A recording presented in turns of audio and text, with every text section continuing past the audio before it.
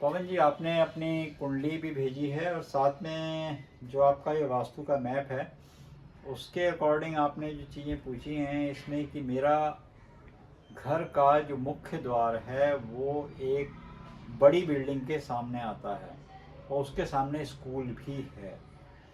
तो ये स्कूल की रेमेडी क्या है ये भी हम आपको बता देते हैं और साथ में आपकी कुंडली में कालसर्प योग के बारे में भी आपको बताते हैं। नमस्कार, मैं हूँ पंडित सुनील भारद्वाज। पंडित सुनील भारद्वाज यूट्यूब चैनल में आपका बहुत बहुत स्वागत है।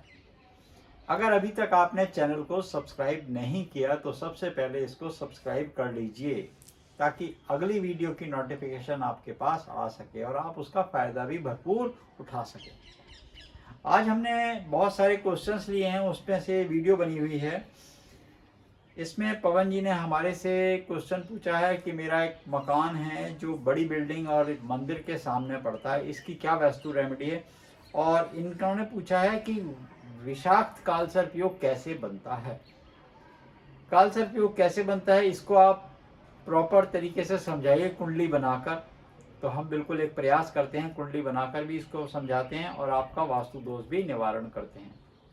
अगर आप लोगों की भी कोई ऐसी समस्या है, आपके घर में कोई वास्तु दोष है या आप भी कुंडली बनवा के जानकारी प्राप्त करना चाहते हैं, किसी कुंडली के दोष के बारे में या किसी कुंडली के योग के बारे में जानकारी प्राप्त करना चाहते हैं, तो हमारे नीचे दिए गए नंबर पर अपनी date of birth, time of birth, place of birth अवश्य भेजें जिनकी कुंडली दिखाना चाहते हैं। याद रखें, मोबाइल नंबर ना लिखें, मोबाइल नंबर ना लिखें, सिर्फ हमारे व्हाट्सएप पर ही लिख कर भेजें। तो आपको हम अब बताते हैं कि इनका सवाल किस तरीके का था, तो उसका क्या रेमेडी करें। देखिए, आपकी सबसे पहले तो जो आपने बताया कि आपकी जो बिल्डिंग है, इस बिल्डिंग के सामने की बात करते हैं। यहाँ पे आपका ये बिल्डिंग का स्ट्रक्चर बना हुआ है। इस स्ट्रक्चर के आसपास का ये जो एरिया है आपका, यहाँ से आपने कहा कि ये रोड जो है, इस रोड पर ये कोई बड़ी बिल्डिंग बनी हुई है, ये बड़ी बिल्डिंग का एरिया आ गया और यहाँ पे आपका घर बना हुआ है। एग्जैक्टली ये आपका घर बना हुआ है,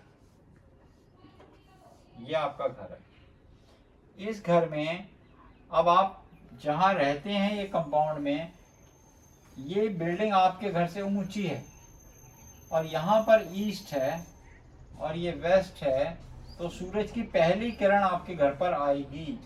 और अगर ये मंदिर है,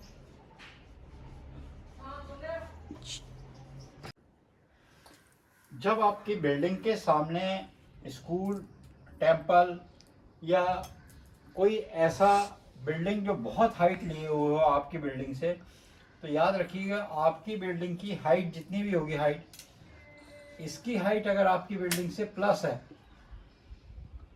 एक मंजिल या दो मंजिल ज़्यादा है, आपकी एक फ्लोर है या दो फ्लोर है और ये कहीं चार फ्लोर है, तो आपको क्या करना होगा, इसके यहाँ पे फ्रंट में तीन जगह ये जो ब्लॉक हैं, इसके मिडिल में यहाँ पाकवा यंत्र लगाइए।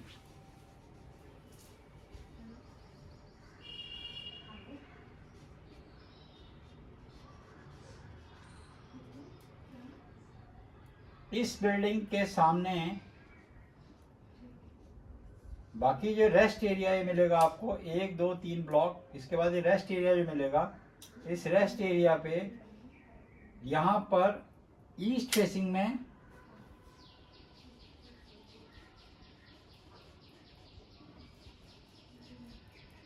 गोल्डन कलर कीजिए इस पूरे बेल्ट पे जो आपका हाउस है।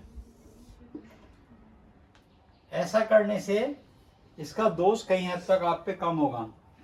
और इसका जो टॉप ऑफ बिल्डिंग का, अगर टॉप है किसी बिल्डिंग का, आपका जो टॉप है मकान का, आपका ये अगर फ्लोर ऐसे चढ़ा हुआ है कोठी का, तो इसके टॉप पे यहाँ पे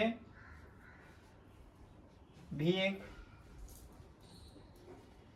पाकुआ मिरर लगा दीजिए।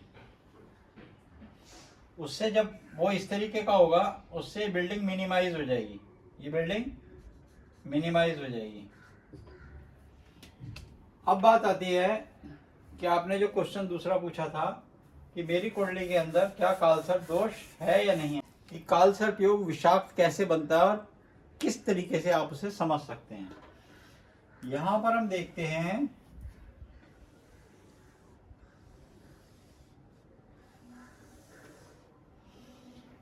अगर आपकी कुंडली के अंदर सबसे पहले तो ये देखना होता है कि हमारी कुंडली में राहु और केतु की पोजीशन क्या है। यहाँ कोई भी नंबर लिखा हो, चाहे वो 1 लिखा हो या 2 लिखा हो या 3 लिखा हो, इससे कोई मैटर नहीं करता। मान लीजिए ये 4 नंबर लिखा हुआ है, यानी कि कर्क लगन हो गया, कर्क लग्न। ये कर्क लगन क्या है, क्योंकि ये 4 नंबर यहाँ से शुरू है, तो 4 यहाँ हुआ, 5 यहाँ हो गया, 6, 7, 8, 9, 10, 11, 12, 1, 2, 3। और राहु की पोजीशन जब हम विषाक्त कालसर्प योग की बात करते हैं,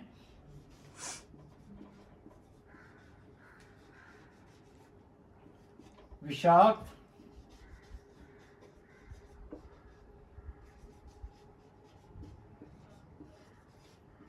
कालसर्प योग की जब हम बात करते हैं तो यहां पे राहु की प्लेसमेंट होगी, राहु यहां होगा और ठीक इसके सामने केतु यहां होगा। Rest of planets one sided होंगे।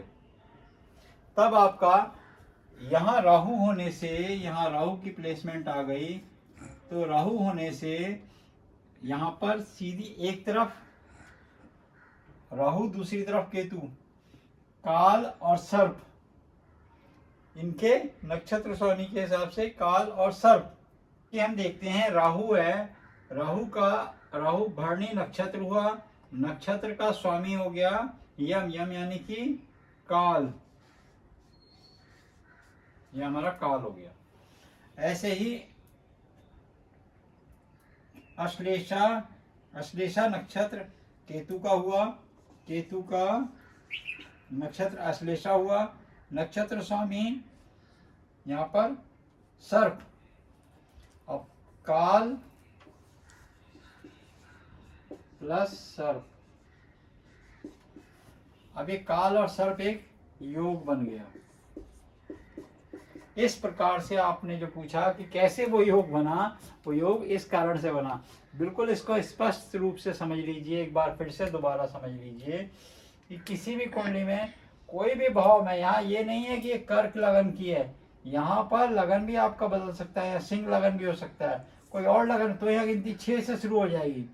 यहाँ अगर कन्या लगन है तो ये फिर 7 हो जाएगा, तो बदलते रहेंगे। 8 होगा तो यहाँ 9 हो जाएगा। फिगर यहाँ पे बदलती रहेगी, लगन बदलते रहेंगे, राशियां बदलती रहेंगी, और सारे प्लैनेट वन साइडेड जब होंगे और बाकी एक जगह खाली भी होगी, और चंद्रमा अगर बाहर भी आ गया तो आंशिक होगा। चंद्रमा बाहर भी आ गया तो ये आंशिक मिलेगा आपको। अब आपको ये समझना है कि राहु नक्षत्र के स्वामी इसके भरणी, और यहाँ पर भरणी नक्षत्र के स्वामी यम, यम का मतलब काल, और अश्लेषा नक्षत्र के स्वामी सर्प।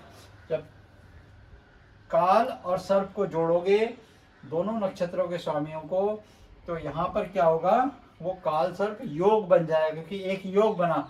जैसे चंद्रमा और बृहस्पति के मिलने से गज केसरी योग बनता है, इस तरह से ये काल सर्प योग बनता है।